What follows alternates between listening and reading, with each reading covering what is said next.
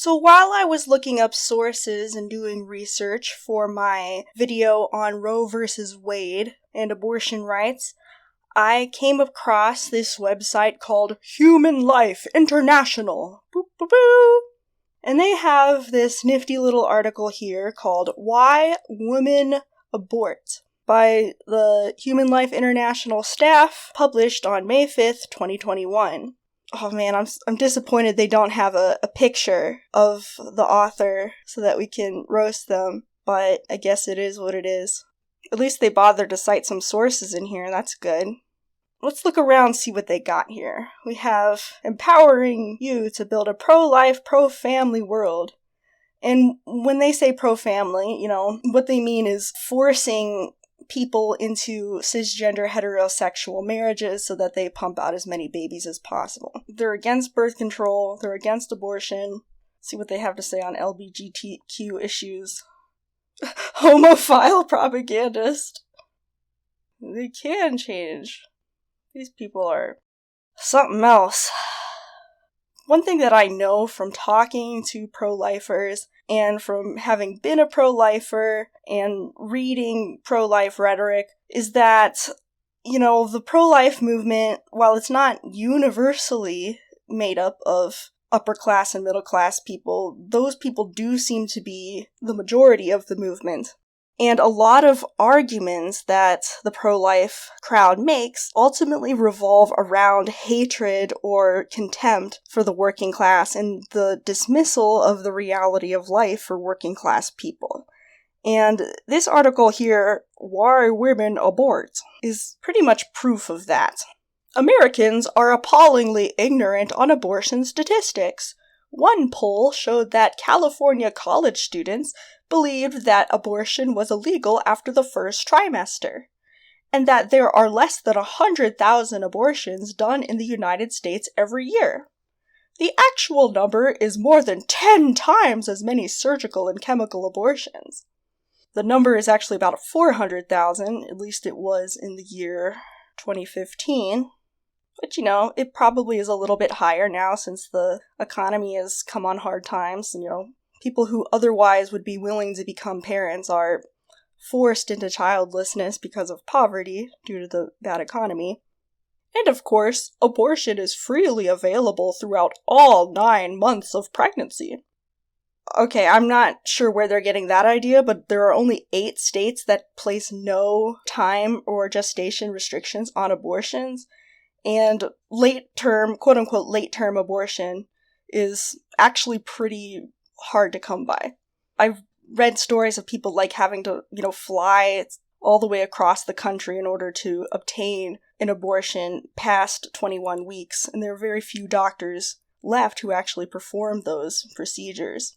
Another important thing to remember, if something costs money, it's not available to everyone. Plain and simple. Some states have laws that ban insurance companies from covering abortion care, and I don't believe that Medicaid is able to cover abortion under any circumstances. Many women in the United States live 100 miles or more from the nearest abortion provider, and abortion restrictive laws put all these other hoops that women need to jump through in place, like 24-hour waiting periods, which can make these 100-mile journeys to these clinics a lot more difficult and expensive because, you gotta find a place to stay overnight and things like that. You have to take time off work. You have to secure childcare. So, it's actually not very easy at all for a working class person to get an abortion in this country. Why do people get late-term abortions? Well, first of all, laws that restrict abortions make it more likely that somebody will get a late-term abortion just because it's harder for them to get one earlier. Second of all, medical complications can arise later on in a pregnancy that make continuing the pregnancy dangerous for the pregnant person. Of course, if the fetus is at the point where it could be viable outside the womb, in that case, they deliver and, you have a baby at that point. They're not going to just terminate a gestationally viable, healthy fetus. And also, after that point of 21 weeks, birth defects and abnormalities can show up where it shows that the fetus cannot live outside the womb, or it would have a very poor health and quality of life outside the womb. In which case, I would say the ethical thing to do in that situation would be to abort. Many people also grossly overestimate the percentage of abortions done to save women's lives or physical health in cases of rape and incest, or to avoid birth defects. Eugenics! The idea of, selectively aborting certain fetuses to avoid them having, certain disabilities or quote-unquote birth defects, I'm not going to say that that's not a serious concern. I myself technically have a disability. I have ADHD, and, I do worry about a future in which people like me will not have a chance to be born because of super advanced genetic screening that will attempt to weed us off the face of the earth. But most of the time, when we're talking about these birth defects or these fetal abnormalities, we're talking about things that make life impossible outside the womb or make life horrible and not good outside the womb. For example, I read a story about a woman who got an abortion because her fetus was shown to have no kidneys and no bladder. So those are things you need to have a living body. And it was very likely that the fetus would die within her body before it was born, or it would die soon after birth. And, you're going to traumatize your whole family and yourself if you deliver a baby only for it to die in your arms. Some people choose to do that, and I guess that's fine with them, but I don't think it's necessarily the ethical decision.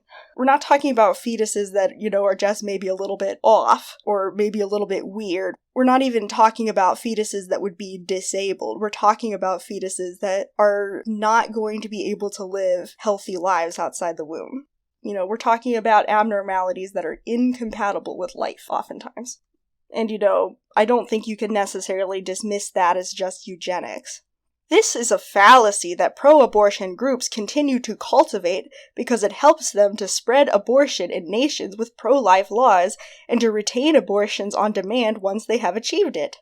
Public opinion polls conducted over the years in the United States reveal that people generally believe that the hard cases account for anywhere from 1/4 to 1/2 of all abortions. So here they're defining hard cases, I think, as any instance where abortion is performed for reasons other than social or economic ones. First of all, I don't think these cases are actually hard.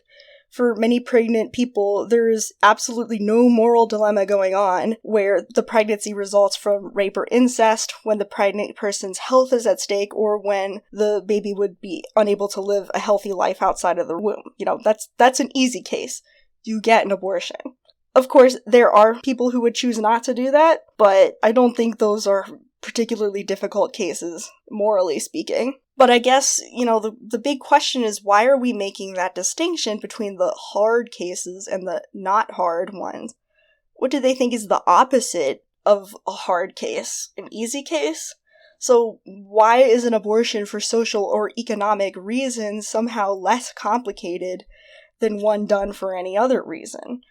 Why is a mother's mental and physical health somehow more or less important than a mother's social or economic well-being?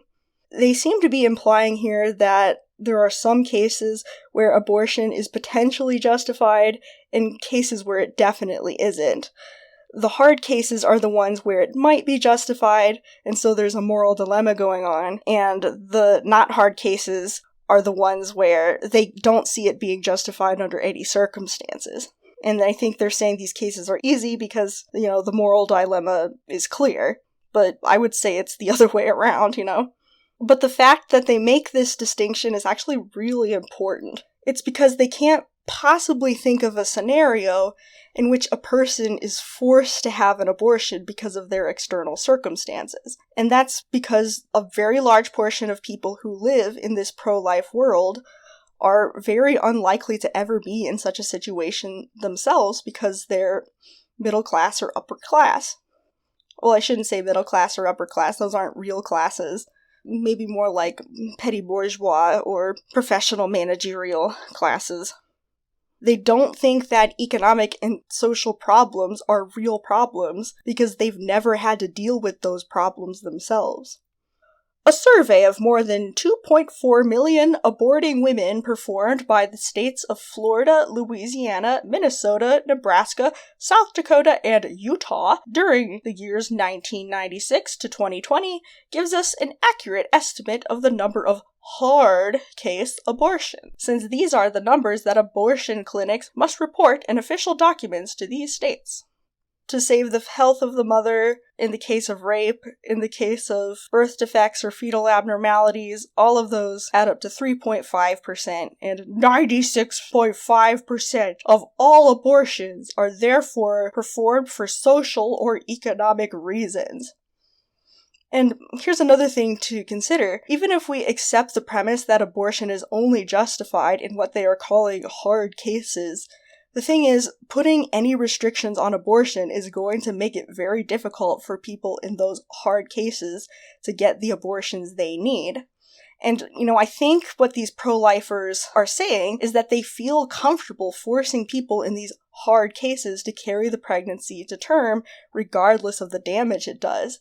And I think they think that because these cases are rare, that the people who are harmed in these quote-unquote hard cases are justifiable collateral damage. And that's why the ratio of hard to not hard cases matters to them at all. They're trying to justify a world in which nobody is allowed to get an abortion, and they're trying to come up with the excuse that, people who are put in horrible situations because of lack of access to abortion, well, that's not really a real problem anyway. It's only a few people, as if those few people don't matter. And, they're claiming that more than 1 million people are getting abortions every year. What's 3.5% of 1 million? 35,000. So they're claiming here that 35,000 people every year are getting abortions for reasons that I think most people on this planet would say are justified reasons, even if they do consider themselves to be more pro-life leaning. That's 35,000 people who would be forced to carry pregnancies that could put their health at risk, that will result in a stillbirth, or that are the product of rape or incest. And they're just, okay with that. Even the Guttmacher Institute puts the number of abortions done for these hard cases under 7% after doing surveys of women attaining abortions. The Guttmacher Institute was the research arm of the Planned Parenthood Federation of America, the largest chain of abortion clinics in the United States. It is considered the most reliable provider of accurate statistics on abortion. Of course, they think that Planned Parenthood is a chain because they think it's a for-profit institution. It's definitely classified as a non-profit. As a socialist, I don't necessarily see that distinction to be really that important. Even if they were performing abortions for profit, whatever, I guess that's their right under capitalism. You provide a service, you make money off of it. I'm just glad that they're there to do it. But of course, these nonprofits, these NGOs, while they often do provide helpful services, they can be pretty corrupt institutions that funnel funds to highly overpaid executive staff. They can snuff out revolutionary movements and get in the way of grassroots organizing just because they're taking charge of the movement and telling people to go vote. They tend to play a rather conservative political role. So I don't necessarily like these nonprofit institutions, but I do like the services that they perform. And I want to live in a world where these nonprofits, like Planned Parenthood, there's no purpose for them, because all of the services they provide will be provided by publicly funded institutions that are under the democratic control of the working class and are available everywhere, guaranteed.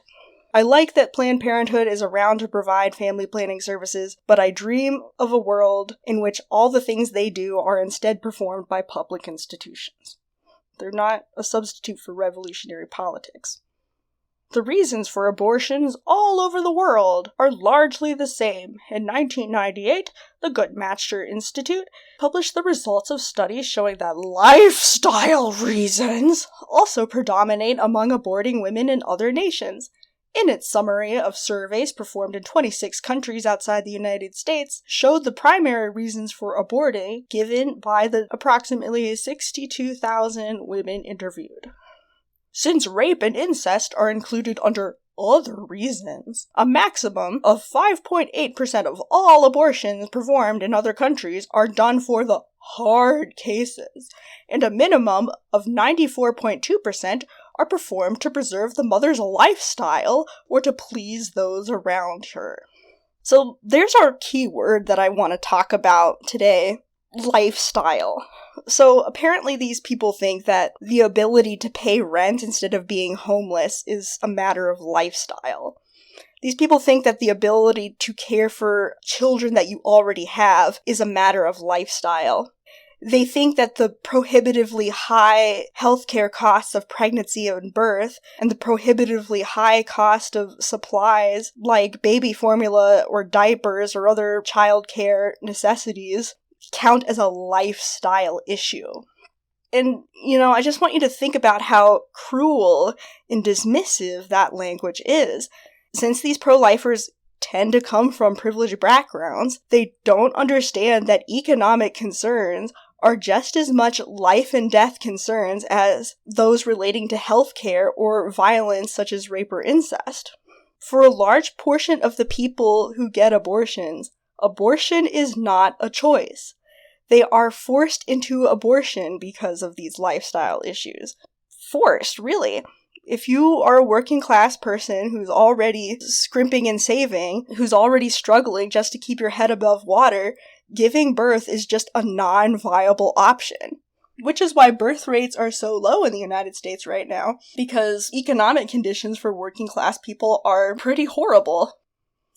The takeaway: even people who wish to argue that hard cases justify abortion must admit that these hard cases only occur a tiny minority of the time, and that the vast majority are performed for social or economic reasons.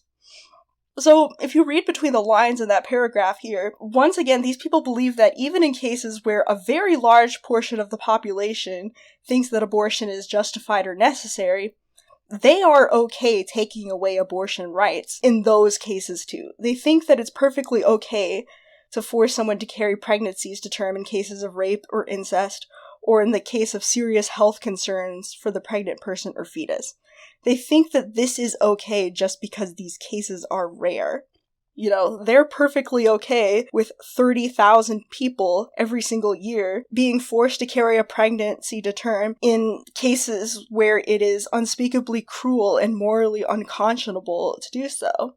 So not only do they dismiss the reality of life for working class people that denies them the right to become parents, they also even dismiss even cases where abortion is necessary, even by the standard of many people who call themselves pro-life. And poking around this organization's website, I've discovered that this organization doesn't actually believe that these hard cases, quote-unquote hard cases, even exist. They actually believe that modern medicine has eliminated any instance where abortion is necessary to save a woman's life. They even think that allowing medical exemptions is just a gateway to allowing abortion in more, quote-unquote, less justified cases. And they do actually dismiss the importance of such scenarios by re-emphasizing that these cases are rare, which means that they're okay if some women die because of lack of access to abortion. They don't think that there are any medical reasons why abortion might protect a woman's health. And they do actually think that people who are raped should be forced to carry their pregnancies to term. And if you notice, they also put a lot of emphasis on the quote-unquote family. They're spewing homophobic nonsense under the Catholic idea of loving the sinner and hating the sin. And they want to rid the world of contraception, despite the fact that contraception can reduce the number of abortions performed. They are once again trying to force people, including LGBT people, into cis-heterosexual marriages and turn them into baby-making machines. The goal of this organization, and of the pro-life movement in general, is to control the behavior of working-class people, first and foremost. And they justify this by pretending that the problems working-class people face, like the life and death struggle to just keep yourself alive under capitalism, are completely unimportant. The pro-life movement is an authoritarian movement fundamentally hostile to working-class people, and I know this from experience. And if we're going to fight to protect and expand reproductive rights, we need to understand that fact.